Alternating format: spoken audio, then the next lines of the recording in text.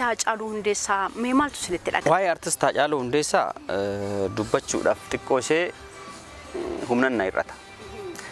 Ani gaa sochii hawaasaa laalitanii namni hunduu akkuma kiyyatti gadduun oolu jedha malee namni kiyya artist Haacaaluudhaa gadde waan jiru natti fakkaatu. Ani artist Haacaaluu moodeelii godhadhe deema. Kana malees immoo artist Haacaaluudhaaf hojiin hojjedhu keessa ani walaloo yeedaloo ufumaaf hin barreessa. Albama akka hojjetaa jiru quban qaba. Albama isaa kanarratti hojii tokko hamma humni koo naa gahi waan silaa ani gaariidha jedhee fudhadhe hojiin ani barreessu baay'ee keessa tokko bifa kennaatiin kennaa fi jaalaluma isaaf qabu jedhee nama qopheessedha. Abdiitu natti jaame. Haa ta'u garuu abdii kutannaa keessatti abdii horatanii hamma jiruun tuni jirtu uumaa miti. Haacaaluun kan ajjeese du'e malee Haacaaluun lubbuun akka jirutti hin beeka. Seenaan duuni kaa'ee darbe waan ta'eef hundaa guyyaa eeggata. Hunduu guyyaa keenya eegganna malee addunyaan tuni dhuma dabarti. Haa ta'u malee namni akkasii nama eeggatuu qaban malee akkoo biyya kanaatittuu namni kun nama biyya kanaatirra darbe addunyaanuu abdattu keessaa tokkodha. Biyya keenya kanarratti waan tokko hin taajjabe. Jabaan hin jaallatamu. Kana maaliifan jaa bara kana qofa waan Haacaaluun du'eef qofa odoo hin taane muuxannoo baroota baay'ee keessattuu jabaan hin jaallatamu. Jabaan Oromoo immoo ittumaan jaallatamu. Namoota jajjaboodha jedhama baay'ee akka dhabne waan hin beekuuf jechuudha. Fakkeenyaaf kan akka Nadhiifaa handu'ee jiraatin isaa haga ammatti wallaalame. Namoota akka Baarootumsaa fa'aa namoonni Itoophiyaarra dabranii addunyaa birootiif jijjiirama fidu jedhamantu dhabama maal akka ta'e hin beeku. Kana oonan jedhu artist Haacaaluunis jaalatamuma inni argatee fi beekamtummaa inni qabaatee fi yartuun galaafatte malee mucaan kun waa balleesse jennee waan itti dubbannu miti. Haqa dubbataa namni haqa dubbatu biyya kana keessatti Haacaaluu waa tokkoof du'e. Qaama lama walitti bu'e. Qaamni lama walitti bu'e kuni dhugaa fi dharatu walitti bu'e. Durii waggoota dhibbaan dura dhugatu dhara caala ture. Yeroo sanatti dharti gadi jettee bulti.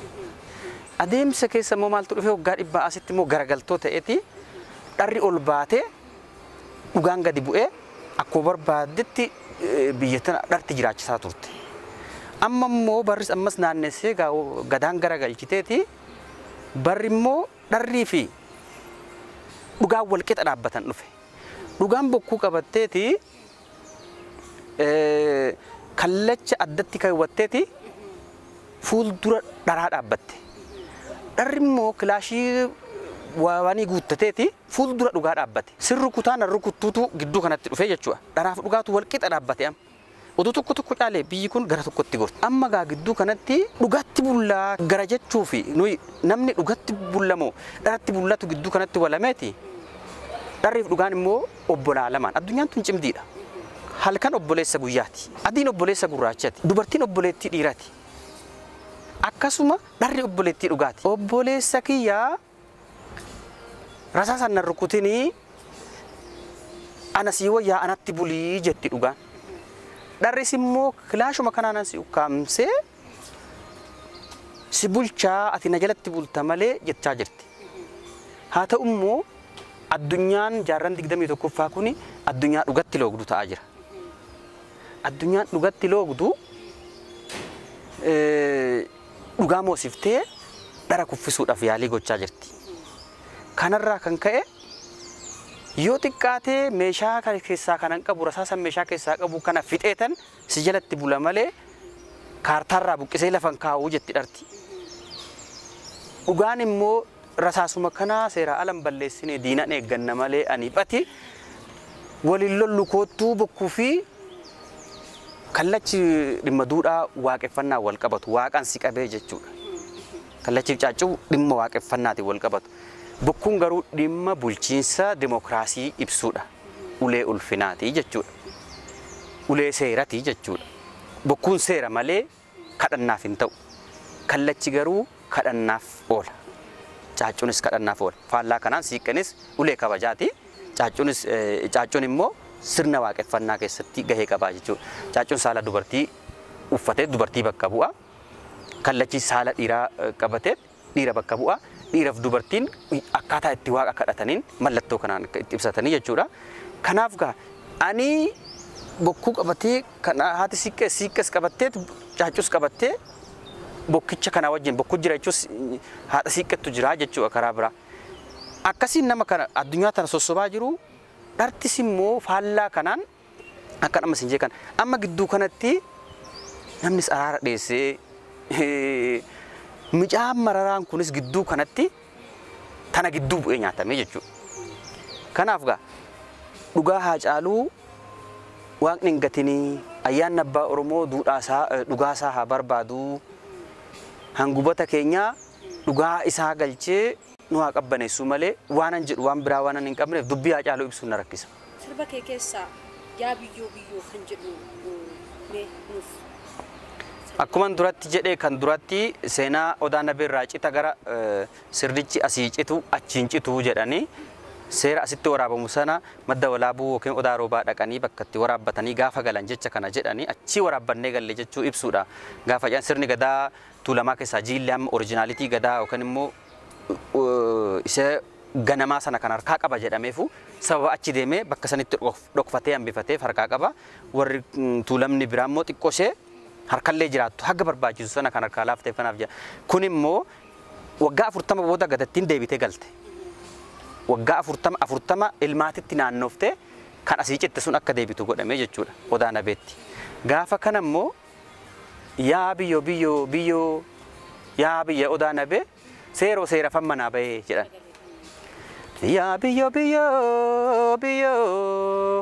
yaa biyya Odaa Nabee seeroo seera fammanaa bahee sabni Oromoo rombee araddaa abboo jedhee seeroo seera fammanaa bahee araddaa abboo jedhee badaa akaakoo jedhee seeroo seera fammanaa bahee yaa biyyoo yaa biyya Odaa Nabee seeroo seera fammanaa bahee. Egaa gara dhiichisaatti darba. Ammaaf dhiichisnee sirbuudhaaf waan tokko wanni baay'ee sirbuudhaaf nuun hayyamne waan jiruufi mi amma bira dabarraa. Egaa kuni yaa biyyoo yaa biyya Odaa Nabee seeroo seera fammanaa bahee bakki sun bakka rakkoo taatullee diinni fedhellee ajjeesu dubbiin dubbii seerati. Seerri immoo waan ittiin bullu dhimma eenyummaa keenya ittiin calaqqisiifnu waan ta'eef irraa nafnu jechuudha. Sabni Oromoo rombee araddaa abboo jedhee bakki suni bakka Oromoon wiirtuu Oromooti jenneerra. Araddaa abboo jedhee badaa akaakoo jedhee lafti sun hin qotamtu jechuudha. Badaa jechuun lafa hin qotamne lafa akkanumatti teessu jechuudha. Badaa akaakoo jechuun lafti suni bakka itti fincaan loon keenyaa fincaan nama keenyaa itti kuufame waan ta'eef lafti suni lafa hooda keenyati bakka waan keenya hundi achirra taa'ee lammaffaa immoo hin qotamtu lafa safuuti. Lafa sirni duudhaan safuun waliigala maalummaan Oromoo itti gaggeeffamu waan ta'eef lafa seeraan daangeffamtee teessudha jechuudha. Amma akkas ta'aa jirtii fi ta'aan jirtuun garuu qorannoo barbaaddi kana isinumaaf anniisaa jechuudha. Kanatti aansuudhaan gaaffiin ani qabu mee muudannoon ati qabdu artii keessatti. Muudannoon koo ani akka nama tokkootti kennaa artiin hin qabaa garuu yeroo baay'ee ofii hojjechuu caalaa ijoolleen gurmeessaa ture. Artiidhaaf keessaa'uu giddugala ani itti dhaladhe kanatti akkan isiniin jedhe duudhaa gadhaattu jira, duudhaa eenyummaattu jira. Ani amma amantii waaqeffannaas takkaa charchii fi masgida seenee hin beeku. Naannoo keenyattis baay'ee wantoonni akkanaa kun ol bahee mul'atu. Walumaa gala ani waaqeffannuma keessatti hin guddadhe. Anaaf wanti tokkollee haaraa miti jechuudha. Kanuma gara waltajjiitti fideetanii artiidhaan immoo miidhagsinee hamma dandeenyu haguma waan jennu uumna jedhee gaafan yaalu anuma keessaa akka wanti suni kufuuf sababa ta'a. Yookiin siyaasatti nu harkaa jijjiiru waan nu mul'isnu artii uummata sanaa duudhaa seenaa safuu maal hawaasni suni qabu. Asuma keessaa immoo bitameetuma namumti biraa numa keessa taa'eetuma artii oduun taane siyaasa biraa gaggeessaa jira waa malee ijoollee walitti hin qabne waan jedhuun harkaa diigama. Amma sawwisoo jeetanii jaa. meeshaa tokko malee waanuma lafuma duwwaatti jechuudha. Yoo gaafa lama sadii nu mana wayii keessatti teenyee waa jennee waltajjii takka hojjenne jenne uummatuma keenyatti mul'isne jenne torbee lama sadiin booda akka diigamuuf sababa ta'a. Achi keessa naagamee ijoolleenis na biraa laafuu malee diddeennaan ani akka nama tokkotti otoo barnoota koo fuulduratti dhiibuun aartis hojjechaa ture. Naagamee yaga kutaa 10 gaafan deemu ijoolleen harkatti dadhabdee kun sodaa biraatiin kun maal jennaanen kutee gara gidduudhaan aartii waan jedhamu surmaa dhaabee naga kutaa 12 baradhee achi booda yuunivarsiitii galee digirii koo yuunivarsiitii Wallaggaatti xumuree achi gaafan deebi'us hojjetaa mootummaa ta'uurra ammas deebi'een aartiidhuma kanatti deebi'ee ijaaraa waan jedhuun kutadhee ka'e. Namoonni baay'een amma hiriyooti koo baay'een isaanii hojjettoota mootummaati. Ani nama firii gaarii qabu yuunivarsiitiis barataa silaa fooyyee qaba jedhamee yaadamu keessaa tokkoon ture. Garuu maatiin koo dhiibbaan irraan gaa hojjetaa mootummaan taatu moo sirumaan eebbifamne faa kanaan jirullee jira. Maaliif hiriyoonni kee kunoo hojjetaa mootummaa taatee mindaa nyaatti ati jireenya kee guutuu sodaachifamaatuma maaluma jechaatuma jiraattaa aga jechuu aga doorsifamu waa tokko keessaan ture. Egaa namni Oromoo kunis namni nama baay'een isaanii nama nu jaallatu haa ta'u malee hubannoo aartii waan sirriitti hin qabnee fi nutumsuu irratti xiqqoo hiriyoota baay'ee jira. Waltajjii takka hojjenne akkuma waan nuyi sooressa taanettis waan nu laalanii fi kan nurraa eegu faatu jira. Akka isaan gargaaruuf kan nurraa eegu jira nutumsurra jechuudha.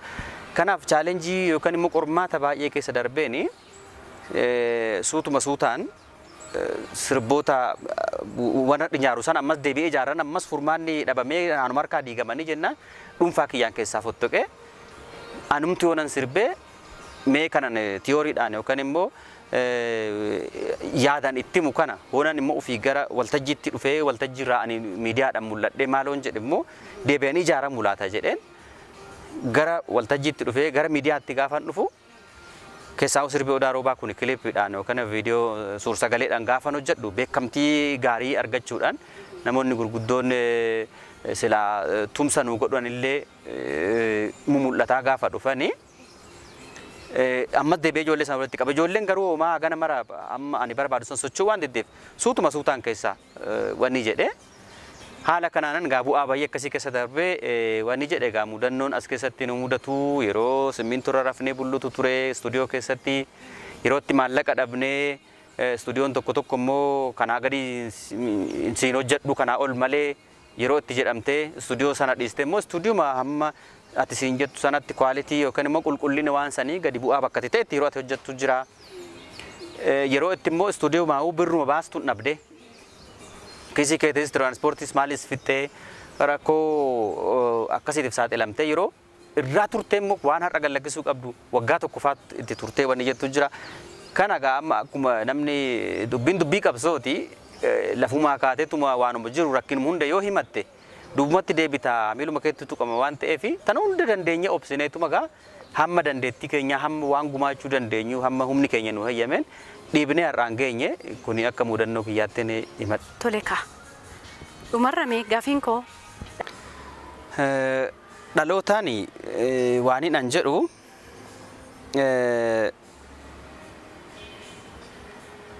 barri gaariin isin dhufa hamaan isin dhufa.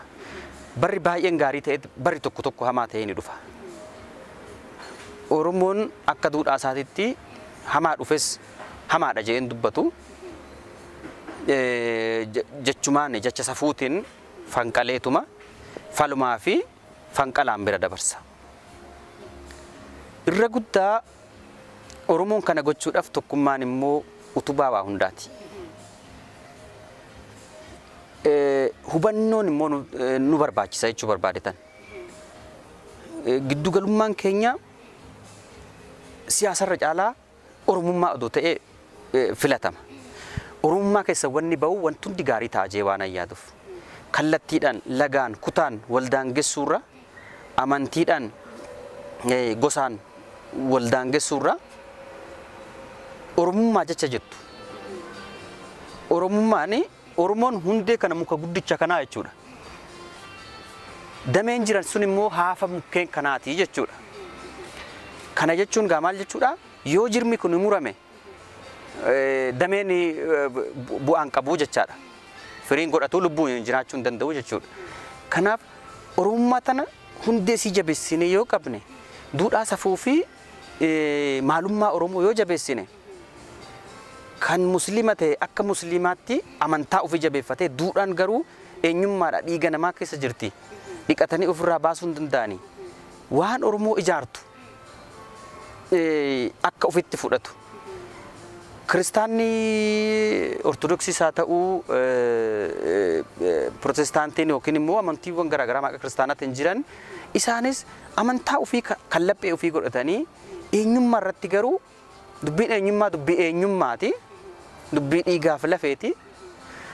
Kana sirriitti odoo jabeeffatanii bu'uurri teenya oduu Oromummaa taate wanti biraan hin dhibu waan hunda Oromummaa gidduu gaaddisa Oromummaa jalatti furuu dandeenya waan ta'eef waan jedhuudhaan Oromummaan dhiigaa gadaan immoo warra Oromummaa tana ijaaran gaaddisa dubbii Oromummaa jalatti dubbata waan ta'eef gadaanis odoo jabaate cubbuun qabu amantaa feete keessa jiraadhu dhimma gadaa jabeessii gadadoo keessaa bahuudhaaf immoo tokkummaan utubaadhaa waanuma halleefuyyuu kanaaf ifa addeessaan ta'inaatii ifa biiftuu ta'a sirriitti waan hojjettaniif waan hubattan waan hojjettan hubadhaatii irratti hojjedhaa waan jedhuun Oromoo dhaffe kabajan qabu wajjiniin hamma natti mul'ate hamma naa gale jedhee dubbadhaa ani gaa hayyuu Oromoo miti nama waan hayyuu Oromoo jalatti olii gadi deddeemee guddate keessaa tokko waan ta'e waan an dhagaye sana waan xinnoon natti mul'ate sana kan waan xinnoo qabu gumaache doqnan jedhamu jedha Oromoon. Kanaaf kan na caalan baay'eetu jiru. Ta'uu sana garuu carraa argadhe kanatti fayyadamee waan natti mul'ate kanan isiniin jedha nama folchaa ijaarra barra naan bisaa. Tole daawwattoonni keenya mana keessan teessanii qophii keenya dhaggeeffachaa turtan hunduma keessaniif weellisaa Ayyaanoo Barisoo asitti argamanii qophii keenya irratti waan guddaa dhalootaaf ta'u barumsa guddaa ta'e aadaa fi duudhaan keenya maal akka fakkaatu dhalootaaf akka dabarsaa turanii fi daawwattoonni keenya immoo kana daawwattanii akka ittiin gammadaniif akka ittiin bashannantaniif barumsa guddaa akka irraa argattan abdii qabna hanga deebinee dhufnutti qophii biraatiin nagaan turaa jennaa baay'ee galatoomaa.